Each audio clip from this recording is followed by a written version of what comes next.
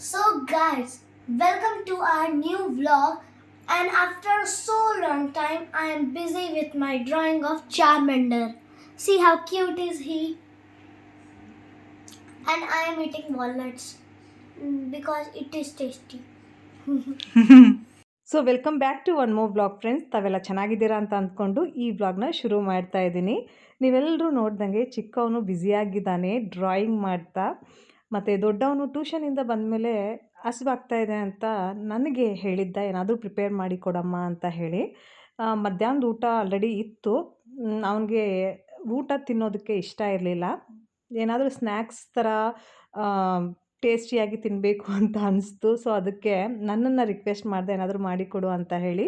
But ನಾನು ಅವನಿಗೆ ನೀನೇ ಏನಾದರೂ ಮಾಡ್ಕೊಪ್ಪ ಅಂತ ಹೇಳಿದ್ದೆ. ಸೊ ರೋಟಿನ ಯೂಸ್ ಮಾಡಿಬಿಟ್ಟು ಈ ರೀತಿ ಆಮ್ಲೆಟ್ನ ಪ್ರಿಪೇರ್ ಮಾಡ್ಕೊಂಡಿದ್ದಾನೆ. ಇವನ್ನ ಇತ್ತೀಚೆಗೆ ನಾನು ತುಂಬ ಕಿಚನಲ್ಲಿ ಬಿಡ್ತಾ ಇದ್ದೀನಿ ಫ್ರೆಂಡ್ಸ್. ಗಂಡು ಮಕ್ಕಳು ಬೆಳೀತಾ ಬೆಳೀತಾ ತುಂಬ ಡಿಮ್ಯಾಂಡಿಂಗ್ ಆಗಿಬಿಡ್ತಾರೆ.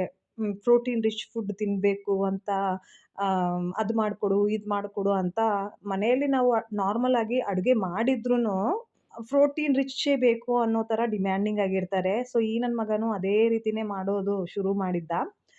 ಸೊ ಅದಕ್ಕೆ ನಾನು ನಿನ್ಗೇನು ಇಷ್ಟ ಆಗುತ್ತೋ ಅದನ್ನೆಲ್ಲ ನಾನು ತರಿಸಿ ಇಡ್ತೀನಿ, ನೀನಾಗಿ ನೀನೇ ಕುಕಿಂಗ್ ಮಾಡ್ಕೋ, ಯೂಟ್ಯೂಬಲ್ಲಿ ವೀಡಿಯೋಸ್ ನೋಡು ಅಂತ ತುಂಬ ಪುಷ್ ಮಾಡಿದ್ದೀನಿ.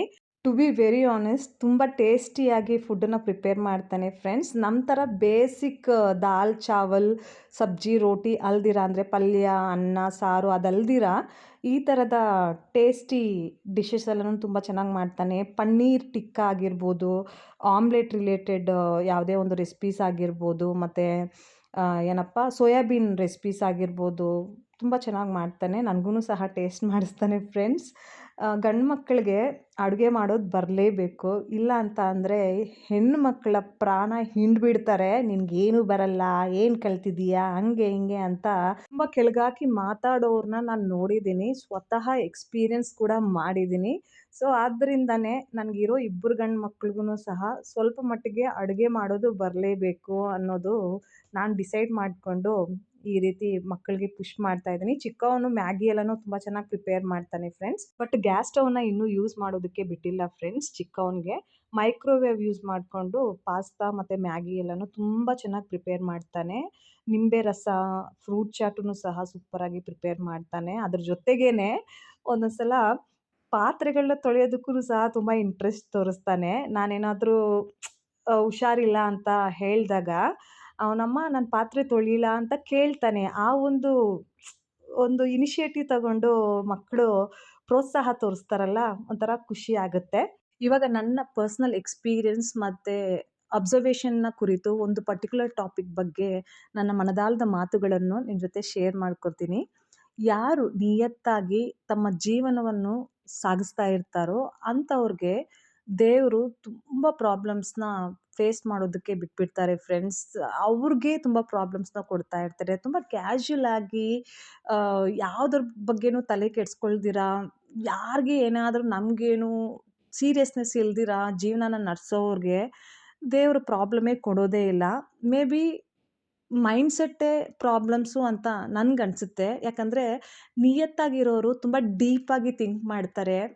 ಎಲ್ಲ ಕ್ಯಾಶುಯಲ್ಲಾಗಿ ತಗೊಂಡು ಯಾರಿಗೇನಾದರೆ ನಮಗೇನು ಅನ್ನೋ ಅವರು ತುಂಬ ಕೂಲಾಗಿ ಲೈಫ್ನ ಲೀಡ್ ಮಾಡ್ತಾರೆ. ಸೊ ಅದಕ್ಕೆ ಅವರು ಏನೇ ಒಂದು ಪ್ರಾಬ್ಲಮ್ಸ್ ಬಂದ್ರೂ ಎಲ್ಲವನ್ನು ಈಸಿಯಾಗಿ ತಗೊಂಡು ಅವರ ಒಂದು ಮೆಂಟಲ್ ಪೀಸ್ ಮತ್ತು ಮೆಂಟಲ್ ಹ್ಯಾಪಿನೆಸ್ ಬಗ್ಗೆ ಅವರು ತಲೆ ಕೆಡಿಸ್ಕೊಂಡು ಖುಷಿಯಾಗಿರ್ತಾರೆ. ತುಂಬ ಎಮೋಷ್ನಲ್ ಆಗಿಬಿಟ್ಟು ಎಲ್ರೂ ನಮ್ಮವರೇ, ಎಲ್ಲನೂ ನಮ್ಮದೇ, ಹಾನೆಸ್ಟಾಗಿರಬೇಕು, ನಿಯತ್ತಾಗಿರಬೇಕು ಅಂತ ತುಂಬ ಮನಸ್ಸಿಂದ ಕೆಲಸ ಮಾಡ್ತಾರಲ್ಲ, ಮನಸ್ಸಿಂದ ಎಲ್ಲವನ್ನು ನಮ್ಮದು ಅಂತ ಹೇಳ್ತಾರಲ್ಲ, ಅಂಥವ್ರಿಗೆ ಪ್ರಾಬ್ಲಮ್ಸಿಂದ ಮುಕ್ತಿ ಯಾವಾಗ್ಲೂ ಸಿಗೋದೇ ಇಲ್ಲ. ಯಾಕಂದರೆ ದೇವರು ನಮಗೆ ಪ್ರಾಬ್ಲಮ್ಸ್ ಕೊಡ್ತಾ ಇಲ್ಲ, ನಮ್ಮ ಮೈಂಡ್ಸೆಟ್ಟಿಂದನೇ ನಾವು ಪ್ರಾಬ್ಲಮ್ಸ್ನ ಕ್ರಿಯೇಟ್ ಮಾಡ್ಕೊತಾ ಇದ್ದೀವಿ ಅನ್ನೋದನ್ನು ನಾನು ಪರ್ಸ್ನಲ್ಲಾಗಿ ಇವಾಗ ಎಕ್ಸ್ಪೀರಿಯೆನ್ಸ್ ಮಾಡಿದ್ದೀನಿ ಫ್ರೆಂಡ್ಸ್. ಎಲ್ರೂ ನಮ್ಮವರಲ್ಲ, ಮತ್ತು ಎಲ್ಲನೂ ನಮ್ಮದಲ್ಲ.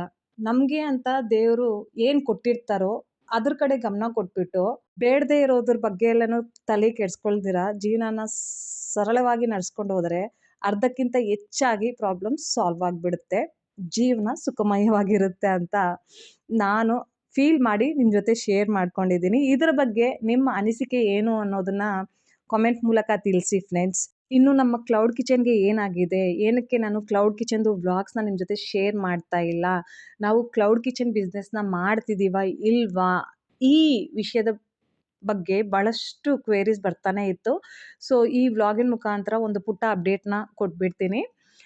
ಕಳೆದ 1.5 ತಿಂಗಳಿಂದ ನಾನು ಕ್ಲೌಡ್ ಕಿಚನ್ ಬಿಸ್ನೆಸ್ನ ಮಾಡ್ತಾ ಇಲ್ಲ. ಅದಕ್ಕೆ ದೊಡ್ಡ ರೀಸನ್ ಏನು ಅಂತ ಅಂದರೆ, ನಮ್ಮ ಯಜಮಾನ್ರು ಕೆಲಸದ ಮೇಲೆ ತುಂಬ ಬ್ಯುಸಿ ಆಗಿಬಿಟ್ರು. ಮನೆಗೆ ಆ್ಯಕ್ಚುಲಿ ಬರ್ತಾನೆ ಇರಲಿಲ್ಲ. ಅವ್ರಿಗೆ ಕೆಲವಷ್ಟು ಟಾರ್ಗೆಟ್ಸ್ ಕೊಟ್ಟಿದ್ದರು. ಈ ಒಂದು ಪರ್ಟಿಕ್ಯುಲರ್ ಸ್ಟೇಟ್ಸಲ್ಲಿ ಇಷ್ಟು ಡೀಲರ್ಸ್ ಮಾಡಲೇಬೇಕು ಅನ್ನೋ ಟಾರ್ಗೆಟ್ ಇತ್ತು. ಸೊ ಅದನ್ನು ಅವರು ಫುಲ್ಫಿಲ್ ಮಾಡೋದಕ್ಕೆ ಮನೆಗೂ ಸಹ ಬರ್ತಿರಲಿಲ್ಲ. ಸೊ ಅವ್ರು ಇಲ್ದಿರ ನಾನೊಬ್ಬಳೇ ಕ್ಲೌಡ್ ಕಿಚನ್ ಬಿಸ್ನೆಸ್ನ ಮಾಡೋದಕ್ಕೆ ಆಗೋದಿಲ್ಲ. ನಿಮ್ಗೆಲ್ರಿಗೂ ತಿಳಿದಿದೆ, ಈಗ ನಾವು ಬಾಡಿಗೆ ಮನೆಯಿಂದನೇ ವೀಕೆಂಡ್ಸಲ್ಲಿ ನಮ್ಮ ಕ್ಲೌಡ್ ಕಿಚನ್ ಬಿಸ್ನೆಸ್ನ ಮಾಡ್ತಾ ಬಂದಿದ್ದೀವಿ. ಬಟ್ ಬೇರೆಯವ್ರ ಹೆಲ್ಪ್ ತಗೊಳ್ಳೋದಕ್ಕೂ ಸಾಧ್ಯ ಇಲ್ಲ, ನಮ್ಮ ಯಜಮಾನ್ರು ಮನೇಲಿಲ್ಲ ಅಂತ ಅಂದರೆ. ಅದಕ್ಕೆ ದೊಡ್ಡ ಕಾರಣ ನಮ್ಮ ಮನೆ ಓನರ್ ಅವರು ತುಂಬ ರಿಸ್ಟ್ರಿಕ್ಟ್ ಮಾಡಿದ್ದಾರೆ, ಬೇರೆಯವರು ಬರೋಂಗಿಲ್ಲ, ನೀವು ಬೇಕಾದರೆ ಏನಾದರೂ ಮಾಡ್ಕೊಳ್ಳಿ ಅಂತ ಹೇಳಿಬಿಟ್ಟು. ಸೊ ಆದ ಕಾರಣದಿಂದ ನಾನು ಬಿಸ್ನೆಸ್ನ ಮಾಡೋದಕ್ಕೆ ಸಾಧ್ಯ ಆಗಿರಲಿಲ್ಲ.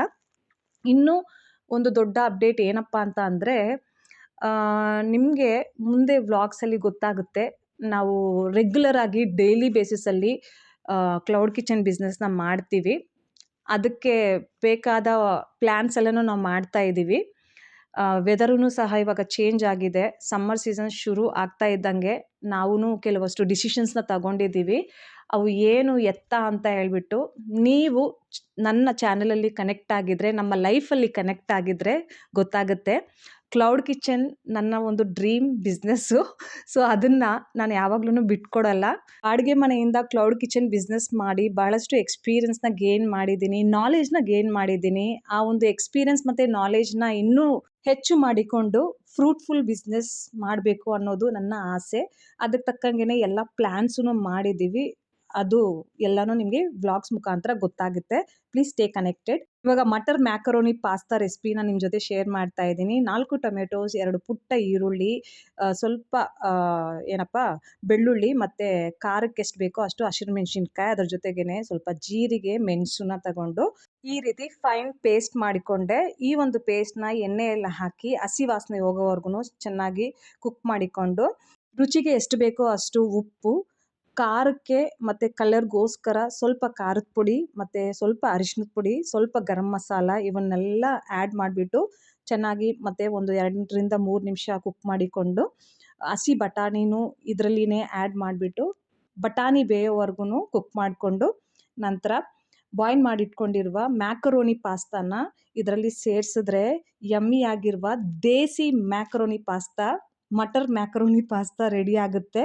ಆರಿಗ್ಯಾನೋ, ಚಿಲ್ಲಿ ಫ್ಲೇಕ್ಸ್, ಕೆಚಪ್ ಇವೇನು ಯೂಸ್ ಮಾಡ್ದಿರ ನಮ್ಮಲ್ಲಿ ಇರುವ ಮಸಾಲೆಗಳನ್ನು ಯೂಸ್ ಮಾಡಿಕೊಂಡು ದೇಸಿ ಮಟರ್ ಪಾಸ್ತಾನ ರೆಡಿ ಮಾಡಿಕೊಂಡು ಒಂದು ಸಲ ತಿಂದು ನೋಡಿ ಹೇಗೆ ಬಂದಿದೆ ಅಂತ ಕಾಮೆಂಟ್ ಮೂಲಕ ತಿಳಿಸಿ. ಸೊ ಇವಾಗ ಮಕ್ಕಳು ಬ್ರೇಕ್ಫಾಸ್ಟ್ ತಿಂದು ಸ್ಕೂಲ್ಗೆ ಹೊರಡ್ತಾ ಇದ್ದಾರೆ. ನನ್ನ ಚಿಕ್ಕ ಮಗನಿಗೆ ಇದು ತುಂಬ ಫೇವ್ರೇಟು ಫ್ರೆಂಡ್ಸ್. ಅವ್ನು ರಿಕ್ವೆಸ್ಟ್ ಮಾಡಿದ್ದಕ್ಕೆ ನಾನು ಇವತ್ತು ಮ್ಯಾಕ್ರೋನಿ ಪಾಸ್ತಾ ಮಾಡಿದ್ದು. ದೊಡ್ಡವನು ತಿಂತಾನೆ, ಬಟ್ ಫೇವ್ರೇಟ್ ಅಲ್ಲ, ಚಿಕ್ಕವನಿಗೆ ತುಂಬ ಫೇವ್ರೇಟು. ಹೊಟ್ಟೆ ತುಂಬ ತಿಂದು ಟಿಫನಲ್ಲಿನೂ ಸಹ ಜಾಸ್ತಿ ಪ್ಯಾಕ್ ಮಾಡಿಸ್ಕೊಂಡು ಖುಷಿಯಾಗಿ ಸ್ಕೂಲ್ಗೆ ಹೋಗ್ತಾ ಇದ್ದಾನೆ. ಇನ್ನು ನಮ್ಮ ಯಜಮಾನ್ರು ತುಂಬ ದಿನಗಳಾದಮೇಲೆ ನಮ್ಮ ಮನೆಗೆ ಬಂದರು ಫ್ರೆಂಡ್ಸ್.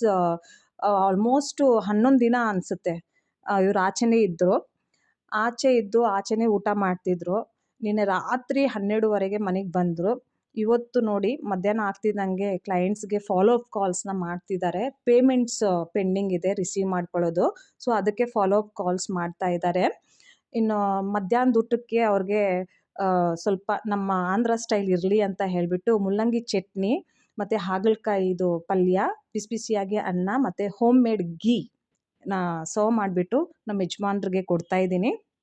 ತುಂಬ ಇಷ್ಟಪಟ್ಟು ತಿಂದರು. ಪಾಪ ಆಚೆ ತಿಂದು ತಿಂದು ತಿಂದು ತುಂಬ ಅವ್ರಿಗೆ ಬೋರ್ ಆಗಿಬಿಟ್ಟಿತ್ತು, ಒಂಥರ ಹೊಟ್ಟೆ ಎಲ್ಲನೂ ಕೆಟ್ಟೋಗ್ಬಿಟ್ಟಿತ್ತು. ಸೊ ಅದಕ್ಕೆ ಹೋಮ್ ಮೇಡ್, ಅದೂ ನನ್ನ ಫೇವ್ರೆಟ್ ಆಂಧ್ರ ಸ್ಟೈಲ್ ಫುಡ್ಡನ್ನು ಕುಕ್ ಮಾಡಿ ಕೊಟ್ಟಿದ್ದೀನಿ.